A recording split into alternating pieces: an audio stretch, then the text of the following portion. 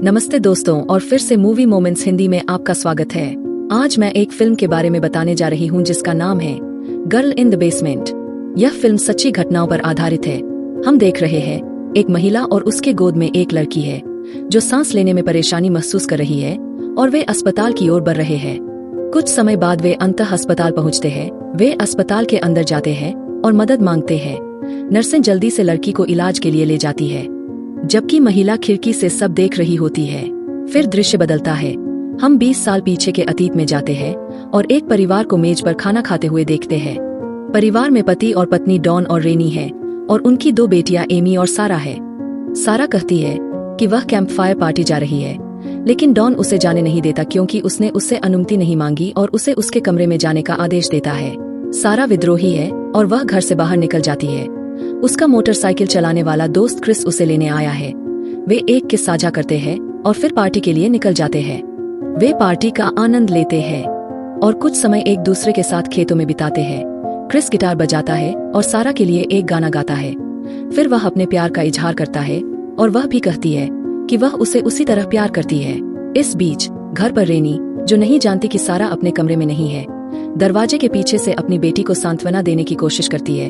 लेकिन जब गुस्से में डॉन आता है और चाबी से उसका कमरा खोलता है तो पता चलता है कि सारा खिड़की से बाहर निकल गई है। डॉन अपनी बेटी पर बेहद गुस्सा है। अगले दिन की सुबह डॉन आगे के दरवाजे पर बैठा है और जब सारा घर आती है तो वह क्रिस को देखता है।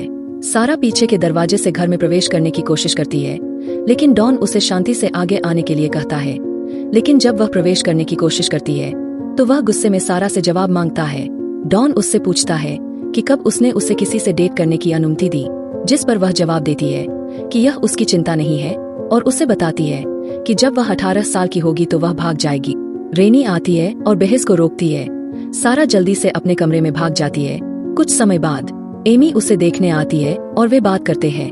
एमी सारा को सलाह देती है कि डॉन से बहस न करे।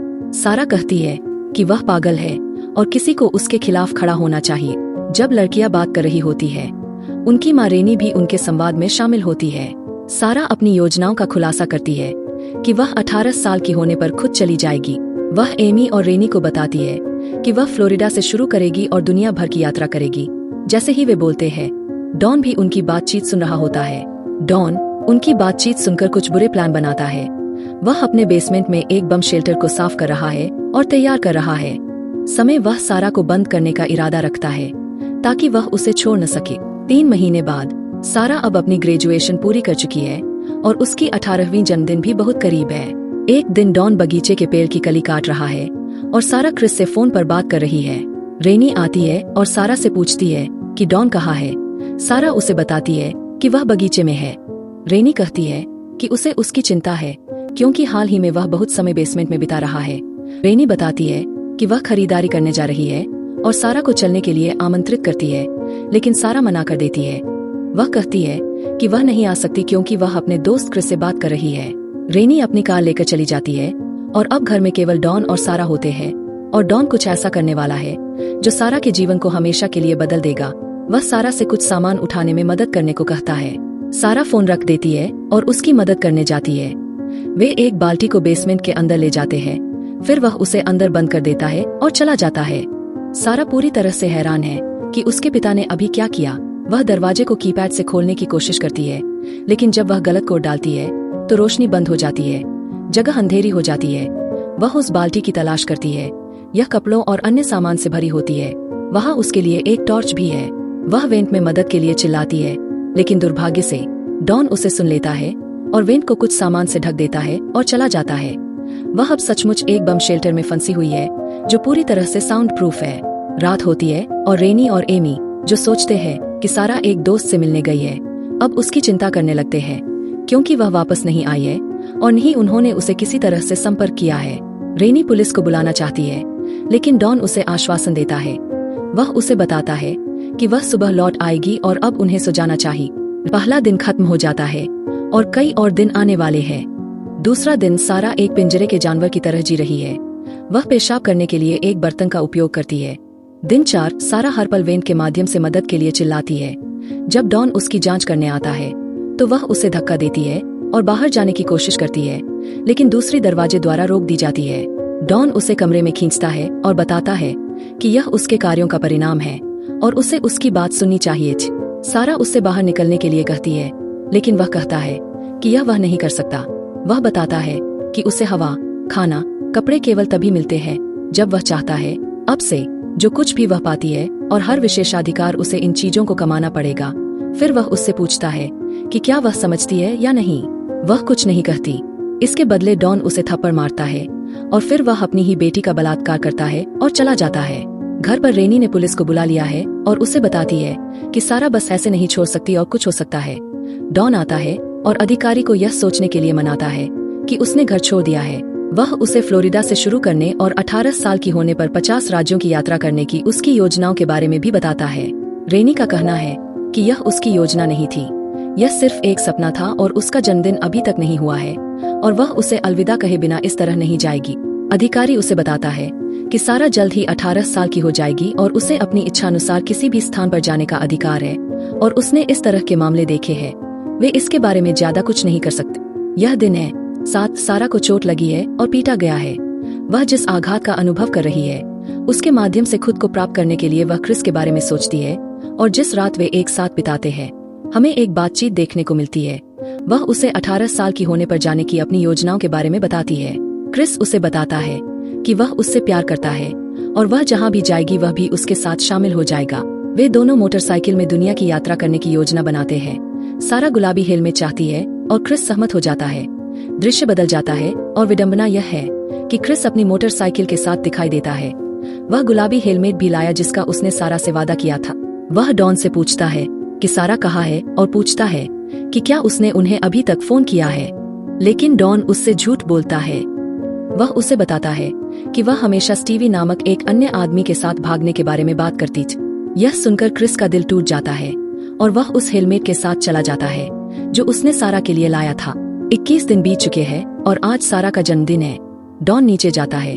वह उसे एक जन्मदिन का केक देता है, उसे एक लाल कपड़ा जन्मदिन के उपहार के रूप में देता है और उसे पहनने के लिए मजबूर करता है और पूछता है कि वह क्या चाहती है। सारा कहती है कि वह मुक्त होना चाहती है, जिस पर वह कहता है कि यह बहुत जल्दी है। फिर वह एक टीवी मांगी है, जिस पर वह कहता है कि उसे इसके लिए मेहनत करनी होगी।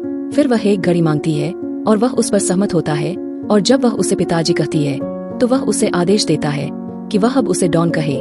फिर वह उसे करीब आने के लिए कहता है और शायद वह फिर से बलात्कृत हो। दिन 38 सारा डॉन को बिफ के ढक्कन से मारने की योजना बनाती है।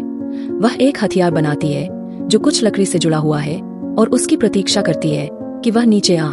जब वह नीचे आता है तो वह वही लाल कपड़ा पहनती है। जब वह करीब आता है तो वह उस पर हमला करती है, लेकिन वह आसानी से हमले से बचता है और उसे पीटता है और शायद फिर से बलात्कृत करता है। दिन 38 से आगे बढ़ते हुए दिन 354 सारा अपने पिता के बच्चे के साथ गर्भवती लगती है। वह एक नर्सिंग किताब का उपयोग कर बच्चे के लिए तैयारी करती है। अचानक उसे तीव्र दर्द महसूस होता है और बिना किसी चिकित्सा सहायता या सही चिकित्सा स्वच्छता के वह अपने बच्चे को जन्म देती है। उसने एक लड़की को जन्म दिया। उसका नाम उसने मैरी रखा। 4 साल बाद सारा फिर से गर्भवती है और वह अपनी बेटी को पाल रही है। डॉन उनसे मिलने आया है। सारा शांत प्रतीत होती है और डॉन के साथ बात करती है, यहाँ तक कि उसे चाय पेश करती है। डॉन कहता है कि उसे पदोन्नति मिली है और बताता है कि उसके पास एक नया ऑफिस होगा। मैरी उसे डैड करती है और अपनी बनाई हुई एक तस्वीर दिखाती है।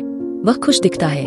सारा उसे बताती है कि जल्द ही वहाँ 3 लोग होंगे और उससे पूछती है कि क्या वह उन्हें छोड़ सकता है, जिस पर वह गुस्से में उत्तर देता है और रात के खाने के लिए ऊपर चला जाता है। रात के खाने के दौरान रेनी डॉन से बहस करती है। वह कहती है कि वह एक निजी जांचकर्ता को नियुक्त करना चाहती है क्योंकि डॉन ने कभी सारा को खोजने की कोशिश नहीं की। वह उसे बताता है कि उन्होंने फ्लोरिडा में उसे खोजने के लिए $5000 से ज्यादा खर्च कर दिए हैं और वह उस पर और पैसे नहीं लगाने वाला। वह उसे कहता है कि आगे बढ़ जाए और एमी पर ध्यान दे। वह चिल्लाता है, कुछ प्लेट्स तोड़ता है और चला जाता है। बाद में वह सारा और मैरी को क्रिसमस का उपहार देने के लिए एक टीवी देता है। सारा बहुत खुश होती है क्योंकि उसे आखिरकार एक टीवी मिल गया है। साल 7 सारा ने एक बेटे माइकल को जन्म दिया है और वे सब बेसमेंट में रह रहे हैं। मैरी बीमार लग रही है और सांस लेने में कठिनाई हो रही है। डॉन कुछ गोलियां देता है, लेकिन सारा कहती है कि वे बच्चों के लिए नहीं है और वह नहीं जानती कि डोज क्या होना चाहिए। वह मांग करती है कि मैरी को डॉक्टर की जरूरत है, लेकिन डॉन बस चला जाता है। अगले दिन क्रिस एमी से मिलता है। वह कहता है कि वह अब भी सारा को खोज रहा है और एमी के साथ डॉन की उस झूठ के बारे में साझा करता है जो उसने सारा के स्टेव के साथ भाग जाने के बारे में सुना था। एमी मानती है कि उसके पिता ने उसकी माँ के साथ दुरुपयोग किया है और सोचती है कि उसने अपनी बहन के साथ कुछ किया। बाद में उस दिन वह डॉन का सामना करती है और उसे सारा के साथ कुछ करने के लिए आरोपित करती है। रेने प्राइवेट जासूस के पास जाने की जिद करती है जिससे डॉन भड़क जाता है। वे बहस करते हैं और डॉन अपने बेसमेंट की चाबियां गिरा देता है। एमी उन्हें उठाती है और बेसमेंट में झांकती है। बस एक आक्रामक डॉन द्वारा पकड़ी जाती है। समय बीतता है और सारा अपने तीसरे बच्चे को जन्म देती है, एक लड़का। उसने उसका नाम थॉमस रखा। वह डॉन से कहती है कि यहाँ तीसरे बच्चे के लिए जगह नहीं है और उसे राजी करती है कि बच्चे को रेना के उठाने के लिए छोड़ दे।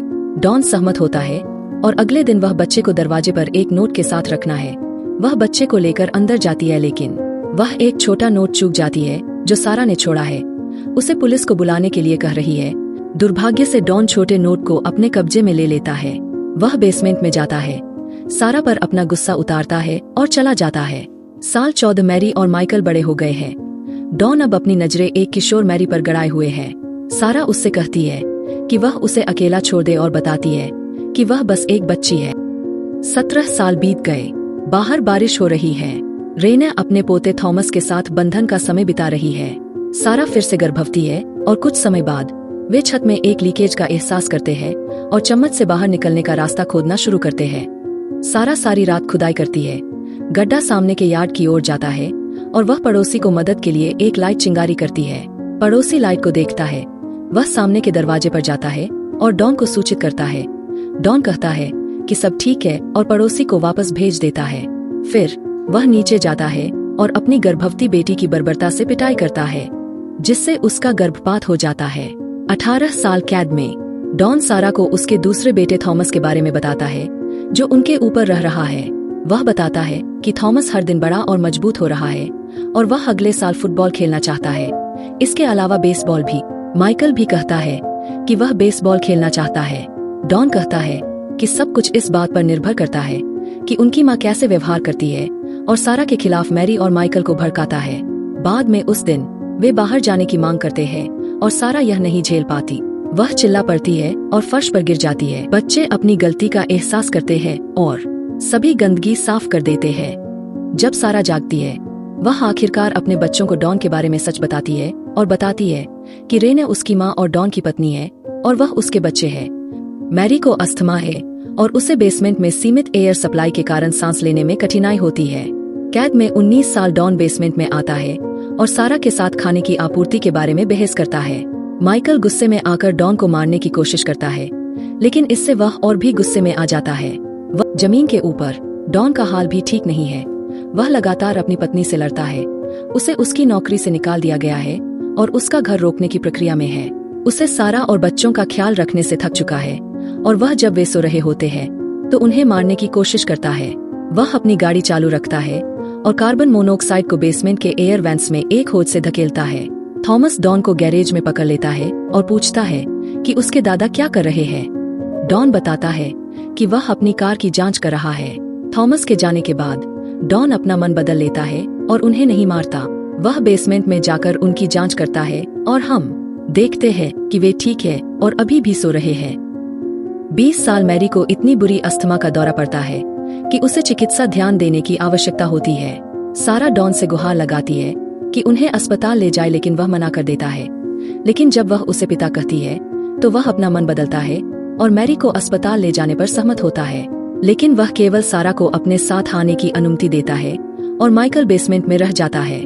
20 साल के बाद सारा अंत फाइनली ऊपर आती है और एक भावनात्मक टूटने का सामना करती है, लेकिन वह जल्दी से खुद को संभाल लेती है और फिर मैरी को ईआर में ले जाती है। यह वही दृश्य है जो हमने फिल्म की शुरुआत में देखा था। डॉक्टर मैरी को बचाने में सक्षम होते हैं। एक चिंतित डॉक्टर डॉन को एक फॉर्म भरने के लिए देता है।